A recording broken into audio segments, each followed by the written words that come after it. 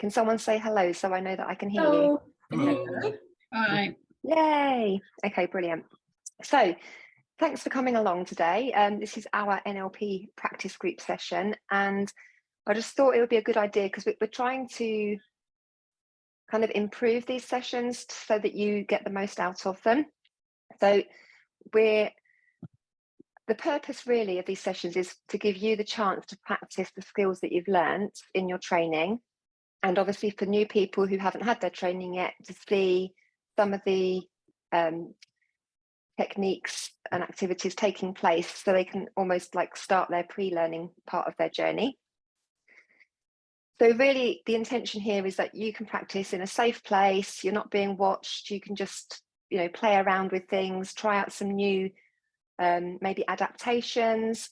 Before you start working with, you might want to try something new before you introduce it to a client and just see how it works out. And also to learn from each other. So some of us here are quite new and some of us are more experienced. So it's obviously really good to learn from each other's experiences so that we can decide which pieces we might want to use and take forward into our own work. So the structure of this session today is we're going to start off with just a quick recap because we're going to focus on belief change. So we're going to talk about belief change to start with, then I'm going to put you into work groups where you can have a practice. Hopefully you've seen the message to bring your manuals with you. Has everyone got manuals? Is it the people building manual, NLP? I'll take that as a yes because nobody's saying otherwise. Is it the unless people my building sound's gone one? again? Yeah, is it people? Yeah, so mainly the people. Okay. Mainly the people building manual. I can always send something across if anyone's missing it. Okay.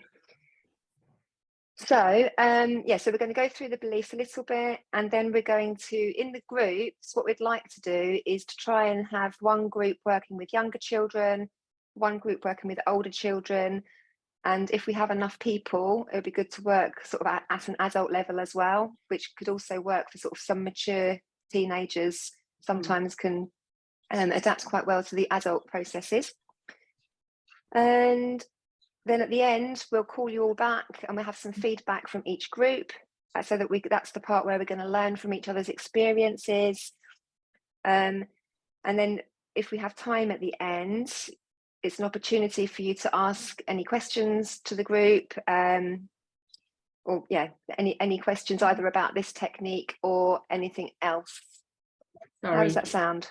I've got a call. Sorry, it's the school. I just need to take. Excellent. Oh, sorry, is that you, Louisa? That was Taryn. She just needed to take a call from the school, I think. Oh, okay, thank you. Yeah, sorry. So my internet connection, as you know, is not very good today. So, can you just let me know? I think it's just Susie that hasn't done the people building practitioner yet. Is that right? No, I haven't. I'm due in September. Pardon? I'm due in September to do the people building. I'll chat. I can't hear that. So can you try that again? I'm due to do the people building in September, Paula. Okay, perfect. So, yeah. Thank you. Paula. Excellent. Sorry. All right. So hopefully, Taryn, did you want to say something? That was the school. My one son is feeling ill. I need to go and fetch him. Okay, you go and do that then. I hope he feels better. Thank you. Nice to see everybody very briefly. Bye, Taryn. Bye. Bye. Bye. Bye. Okay, before we get started, I'm just going to see if there's anybody else in the waiting room. Nope, so it's just Susie, Louisa, Joe and Ian.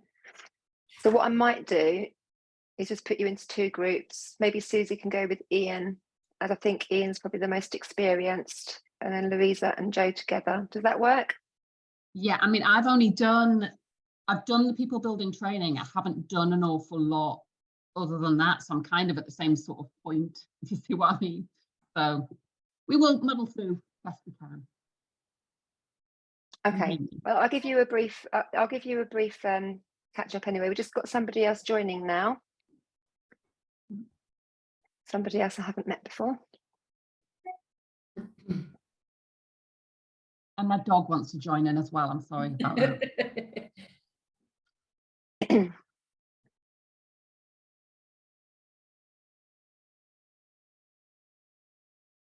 Ah. Oh, hopefully somebody is joining us.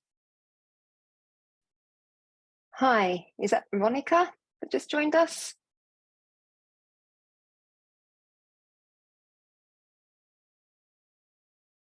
Okay, so I'm just going to give you a brief summary of belief change. So beliefs are really powerful to either help us to get things done, and sometimes they're very powerful in stopping us getting things done.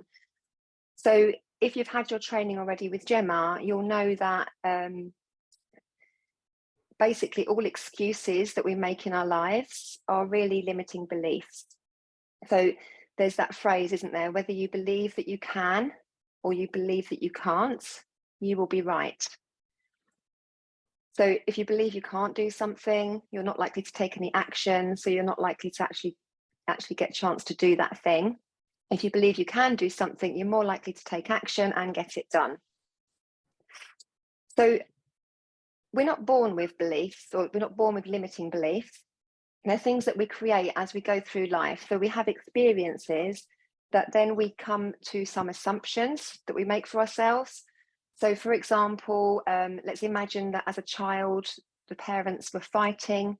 So the child might believe that the world is a dangerous place because they see lots of arguing, fighting, and that becomes their model of the world.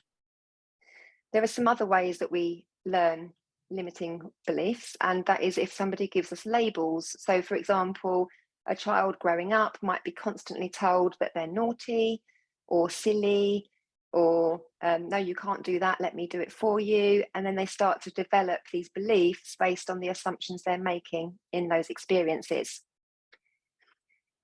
So I'm just going to go through the brief steps that I'd like you to do today. So we're going to use the belief change through submodalities. And in your manuals, you will have, if you've got them with you, section 6, page 4, you'll have the script for the belief change process, but I'm going to take you through it anyway. But the top level is, first of all, we need to identify a limiting belief and extract the submodalities of that limiting belief. So for example, you might have a belief that you're stupid. When you see a picture in your mind of that belief that you're stupid, you're going to extract all the submodalities of that picture. So is it near? Is it far? How big is it? Etc. And we'll get to more detail in that in a moment. And then we're going to find a belief of something that is no longer true.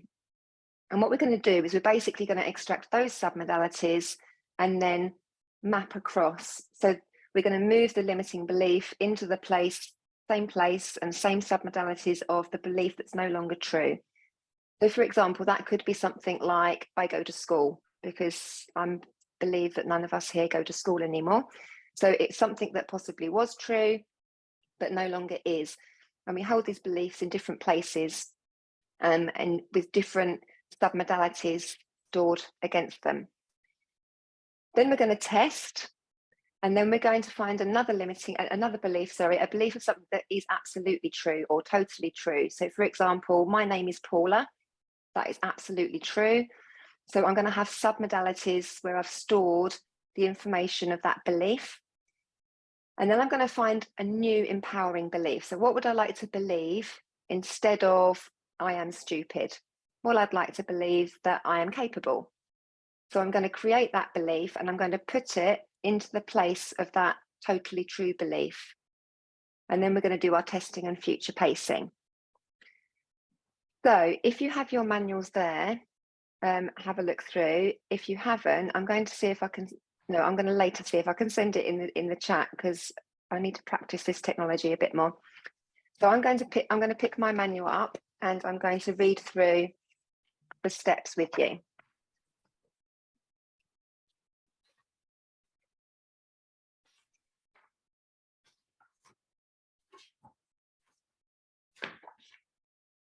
Okay, so we're going to start with number 1, which says, do you have a belief that you wish you did not have? And please tell me what it is. Then you're going to get some leverage. You're going to have a little chat about this belief. You're going to try and find out why this belief's not helping them, and give yourself some sort of leverage for them to want to get rid of this belief because it's not helping them to move.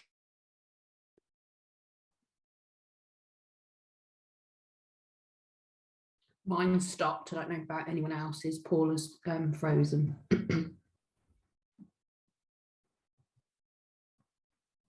Yeah, I've also got a Paula frozen in place.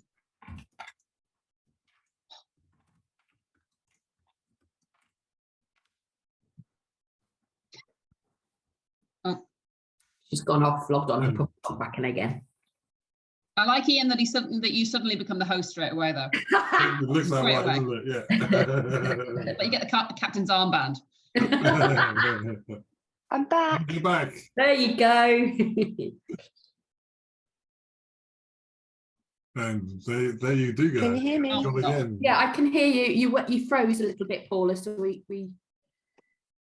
No, that's fine. Thank you. I got kicked out and it's reconnected. So let's see how much further I can go with this. Okay, so do you have a belief that you wish you didn't have? Tell me what it is and get leverage. So that's steps 1 and 2. And then you ask, as you think about that belief now in your mind, do you have a picture? And then we're going to use the submodality checklist, which looks like this. And we're going to extract the submodalities and put them into column number 1. And then we're going to ask, do you have a belief which for you is no longer true? For example, the belief that Father Christmas is real, or the belief that you go to school. Obviously, if you're working with a child, you probably wouldn't want to use that one. And you might want to be careful about Father Christmas as well, because you don't want to upset anybody. Please tell me what it is. And then as you think of that old belief in your mind now, do you have a picture? Where is that old belief located within your field of vision? Now, if you remember, location is normally quite a key one in this process. So we store the pictures in different locations depending on what we believe about them. So, for example, our limiting belief will be somewhere different to the belief of something that's no longer true. So again, we're going to extract the submodalities and put those into column 2. And then we're going to do our contrastive analysis, if you remember that from your training. So we're basically going to do a bit of a spot the difference and work out which submodalities we want to change. And we're going to put the limiting belief into the place of the belief that's no longer true. So it's not just the place, but it's all the details. So for example, if it was in black and white in one and in color in the other, they're the changes that you make. And then we're going to test it. We're at number 8 now, so we're going to test that to make sure that there's a change has happened. So now, what do you think about that old belief? And then just make a note of what that person says. Then moving on to step number 9, do you have a belief for you which is totally true? For example, the belief that the sun's going to come up tomorrow. Do you believe that? Or a belief that it's good to breathe? So as you think about that belief, do you have a picture? And again, extract the submodalities, and you're going to put those in column number 3. What would you like to believe instead of that old belief you used to have? Now, if you think about the wording there, we've already put that old belief in the past, which is really quite powerful. And then good, what is it? And as you think about that belief, do you have a picture? And then what we do is we move the new belief into the place of the belief that's totally true. And then at the end, we're going to do our test, which is, what do you believe now? Why do you have this new belief? And we can even do like a future pace there as well, like kind of standard at the end of the NLP techniques. So my question is, or if you have not got a copy of the script, can you just put a message in the chat for me and I will get that across to you. And I'm just going to check how many people we have so we can set up some groups.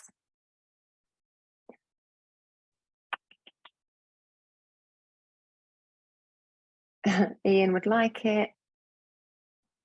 Okay, so we've got, okay, so I'm going to do 2 groups of 2. Is Pop definitely here? Monica 369. Yeah, I was going to say, I'm not sure. I think Pop might just be listening in rather than. Okay, no problem. So I shall think I we- just put you all in one group then?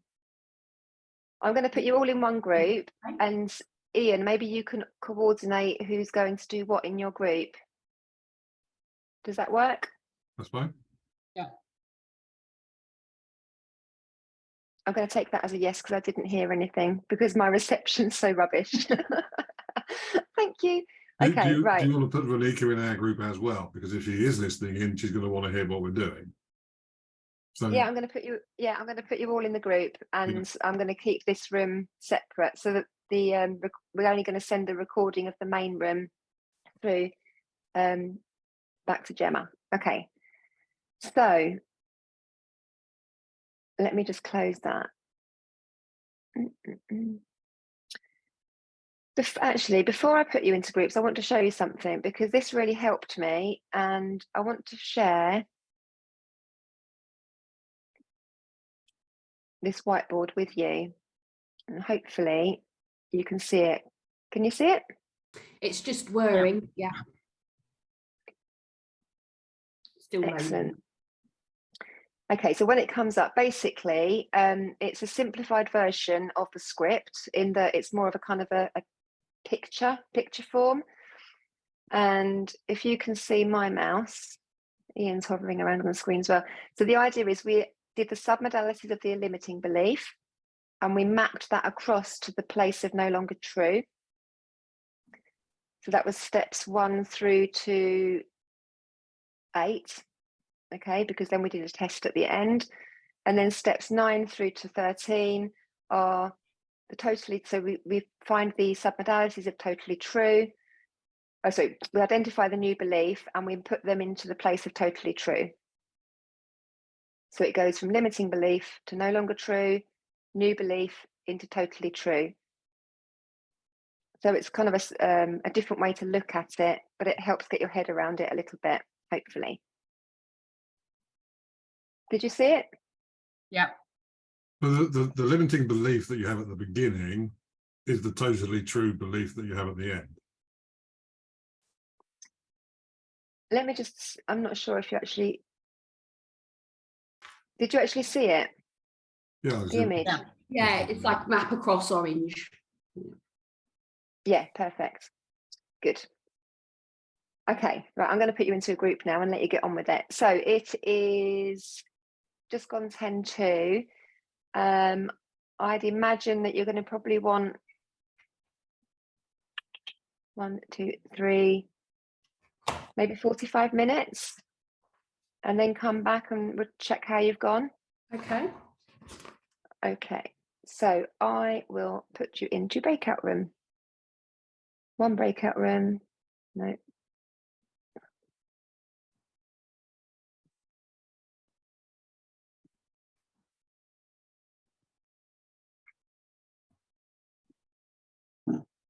One, 2, 3, 4.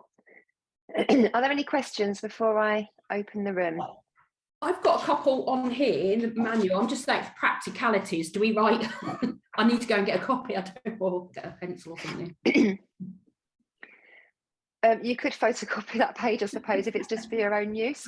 I would suggest that you literally just use, copy some of these. Okay. Because they're very handy to have. Yeah. They're in the forum. I just haven't Or actually write in copied any. pencil and then you can rub them out. Yeah.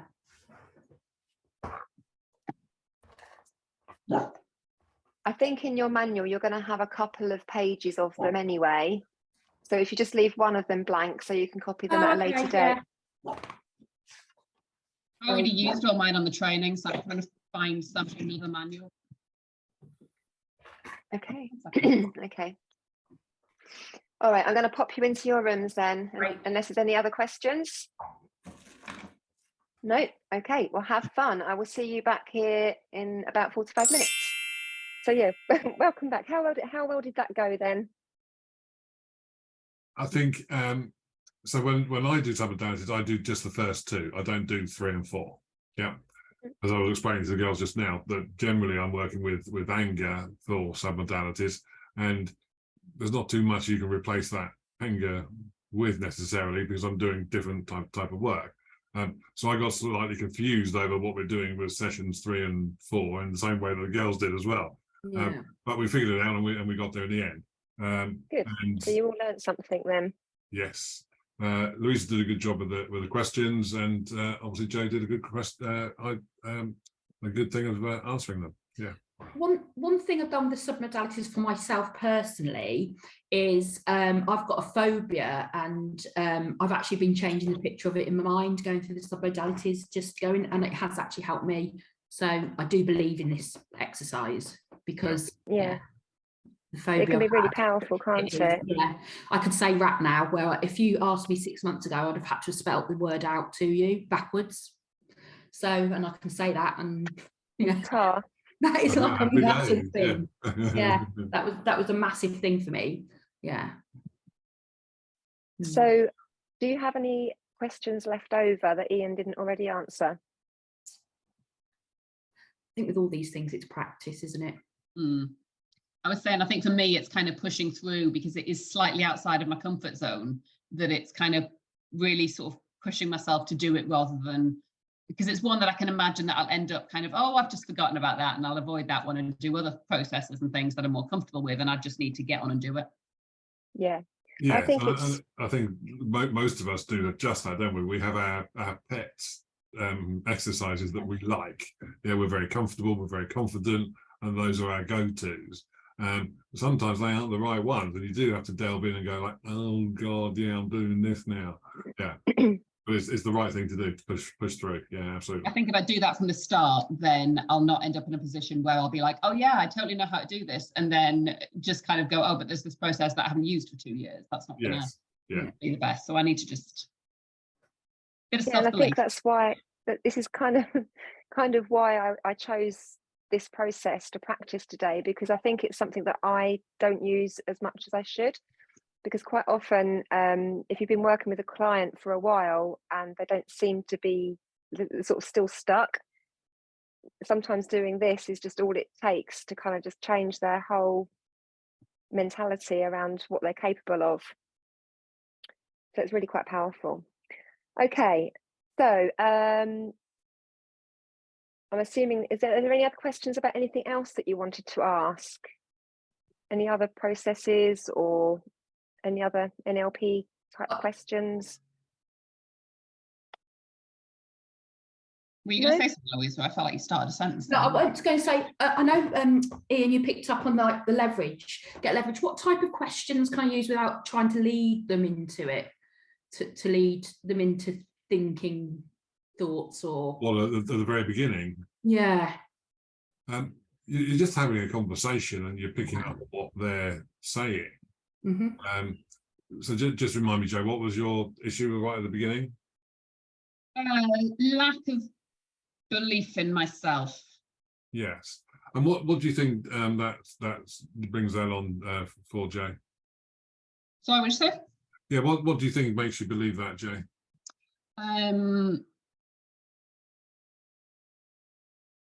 I'm not sure. I think I like to be completely able to do something confidently before I'm prepared to do it. Okay, so practicing something might help you overcome that, yes? Yep. Yeah. And what else do you think about that?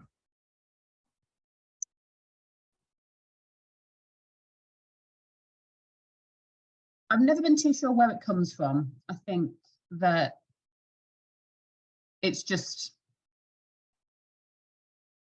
something where I just tend to see other people as more able to do things than me. Yes. So what things do you do well? I do lots of things well. I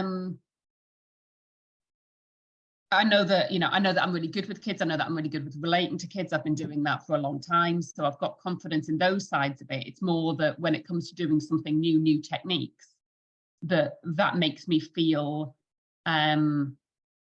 like I'm back to the start. Yeah, okay, great. So we need to change that belief then, don't we? Yeah. Great, let's crack on. Yeah. Okay. So you can see, Louis, that I'm asking lots of what questions. What? Yeah. What this, what that, what the other. And that made Jo stop and think. She had to really think quite hard to think, hang on, well, yeah, what is it? Yeah. So it gives me more information about where the soft parts are, where the bits are that I can press. Okay. Yeah. Excellent, thanks, Ian. And also, just to add to that, generally when we're talking about leverage, we're kind of putting pain to staying in the problem and pleasure to the solution and solving the problem. So it just makes it more desirable to change. So it's those questions around kind of what will happen if you change, what will happen if you don't change, and Like, kind what's of it look like in that the out. future? Exactly. Yeah. Yeah, exactly. Okay, so the next practice group, I believe, is going to be run by Ian in one evening in July. Have you set a date for that yet, Ian? No, I'm on holiday in July, and the proposed date was while I'm on holiday, so I need to go back to Marie and tell her that and get it shifted Fair enough. towards late July. So there might be another session in July. If you can't do the July one, I could always do another daytime one. Before we close the call, it's like we've still got 10 minutes left. It would be really nice if you could like take it in turns to say how you found the group today, and just basically give us some feedback so that we know what we're doing right and what we can do better. Sure. So Ian, do you want to go first? Because you're first on my list. Oh, you don't want us to write it and send it to you. You want us to say it now. Oh, if you prefer to do that, No, you I'm can. fine. No. For my part, it's great. I get to do stuff that I don't necessarily do. Submodalities, doing the 4 modules, as I say, I don't normally do. So that was interesting to look at that. Great to see you guys. I don't get to talk to anybody or see anybody. So it's great to meet the other practitioners as well. Excellent, thank you. And Jo? It's really good to kind of go back to those techniques, because I feel like you do stuff on NLP Prac and then they're probably less gone into on kind of NLP for kids, and they're less specific. So going back to those really kind of, going back to the kind of basics on the models is really useful. And how you're going to do them, just to kind of be a bit more focused on those methods. And I definitely found it really useful as far as, like I say, I do tend to kind of, the submodality stuff is the bit that I didn't really fully feel like I got my head around in Prac. I think you get a real mix of people as well. And sometimes if you're in just, on one exercise, if you're in a group with somebody who's maybe not quite on where they're at, then it can be that you don't get as much out of that exercise. I think it's really useful to go back over some of those, because I know, some of them I had the experience of actually the person didn't really know where they were at in the book, and it was like this and that and all over the place. So you didn't get the same experience of it.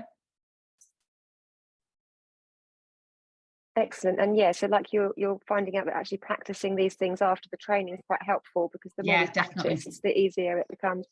Excellent, thank you. And Louisa? Yeah, thanks. I'd just like to thank you for I'm going to be definitely going into on these practice sessions. Just nice to see everybody, and to I think these will be valuable for picking up hints, tips, and practice as it is. So I think it will enhance my confidence to ensure that I'm on the right track and not,